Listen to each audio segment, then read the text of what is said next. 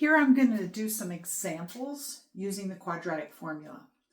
Now the first step in solving a quadratic formula is to make sure that you have the equation in the right form. So it has to be in the form ax squared plus bx plus c equals 0.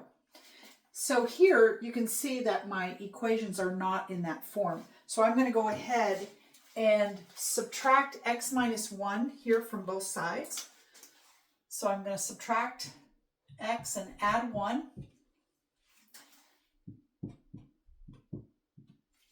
And that just gives me, on the left-hand side, 5x squared minus x plus 1 equals 0. So now I have that equation in the right form. I'm going to go ahead and do the same here. Here I'm going to add 1 and add 6x squared to both sides.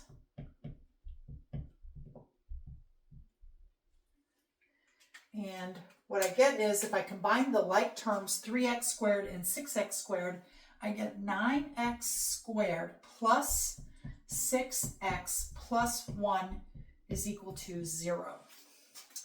In this example, I'm going to subtract 1 and add x squared to both sides.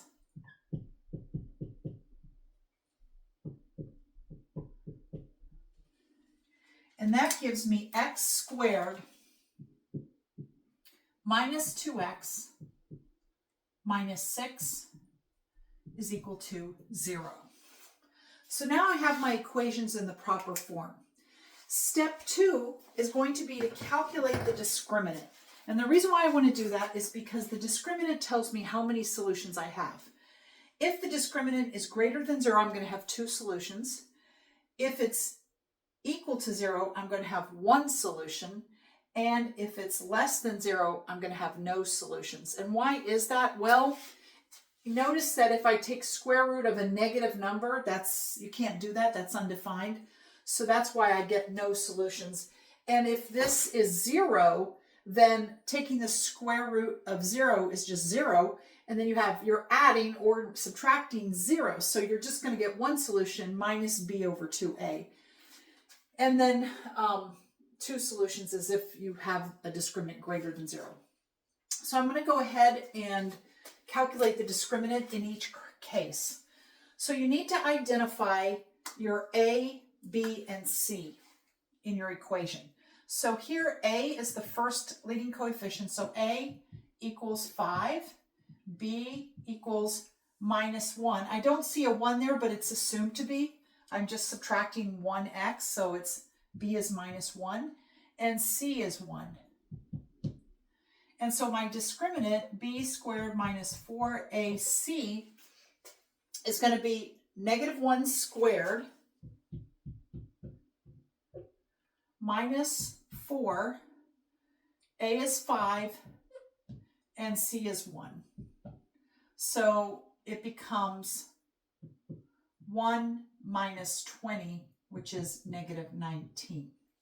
So right away, since my discriminant is negative, then I can see that this particular problem has no solutions.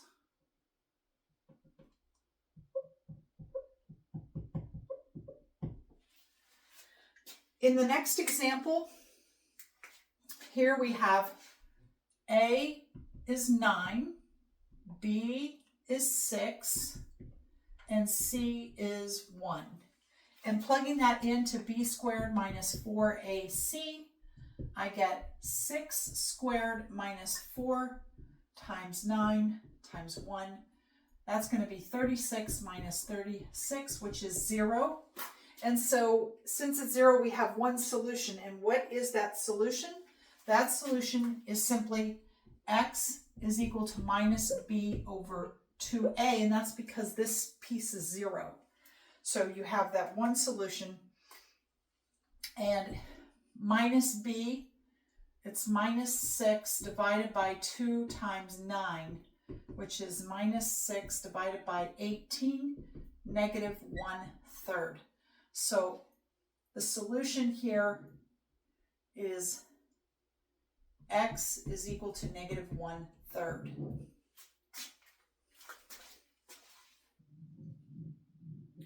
Finally, I didn't calculate the, let's see, A equals 1. There's nothing there. It's assumed to be 1. B equals -2. C is -6. So now I calculate the discriminant. B squared minus 4AC is -2 squared minus 4 times 1 times -6. So this is 4. Now here I have a double negative, and 4 times 6 is 24. So that's going to be plus 24 equals 28. And so plugging those into my quadratic formula, I get that x is equal to minus -2 plus or minus the square root of the discriminant, which is 28, over 2 times a, which is 1. And that's going to be, the double negative means x is 2 plus or minus the square root of 28 over 2. Now we can simplify the radical. The radical, you've got 4 times 7, and if you take the square root of 4, that's 2. So you can bring the 2 out. And so it's going to be 2 plus or minus 2 square root of 7 over 2. And the 2's cancel, so that's going to give me that x is equal to 1 plus or minus the square root of 7.